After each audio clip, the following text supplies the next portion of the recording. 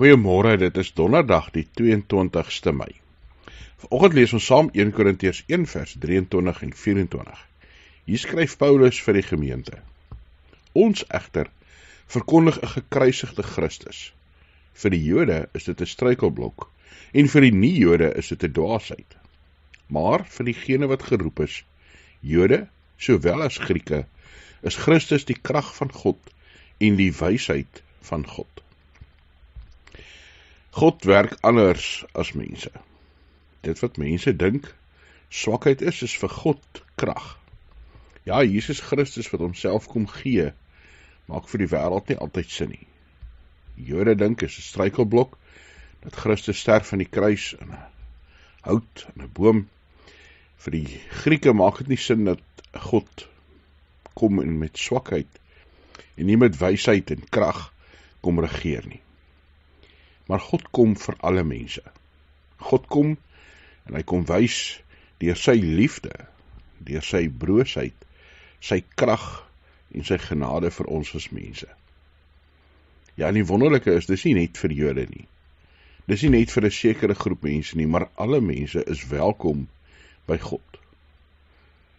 Jode, nie Jode, ons wat vandag hier sit, wat nie van Joodse afkoms nie, is welkom om deel te wees van God se koninkryk, want hy het ons geroep. In Christus is ons vrygespreek. Daarom is die kerk 'n mengelmoes van alle volke, nasies en tale, maar saam een koninkryk, een volk vir God, die nuwe Israel. Mag ek en jy met vreugde deel wees van hierdie versameling van verskillende mense. Hemelse Vader, ons deel in die genade wat in Jesus Christus vir ons gegee is. Ja, die krag wat van U kom, U wysheid wat vir die wêreld baie keer totaal onverstaanbaar is. Dankie dat die Gees in ons werk. Here, mag ons ook in die wêreld getuies wees dat mense U boodskap kan hoor. Jode, nie Jode, ja Here, almal rondom ons, almal wat dalk anders is as ons, wat dieselfde is as ons, dat ons een volk kan word in Jesus Christus, een koninkryk, U koninkryk. Geef vir ons die wysheid wat ons nodig het, Here, waar ons baie keer moedeloos raak oor goed, waar ons seer het, kommer ons oorval, ons baie keer in vrees leef.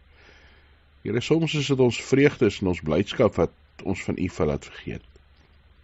Hou ons deur die Gees vas met hoop, met wysheid en met krag. Dankie dat ons vir mekaar kan bid, dat ons kan bid, Here, vir ons gemeente, dat ons kan bid vir ons land, vir elke stadsraad, vir elke provinsiale regering, vir ons nasionale regering, Here, vir wysheid ook vir hulle.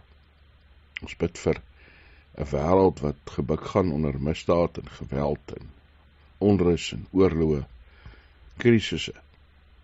Mag mense U hand en U vrede beleef. Amen.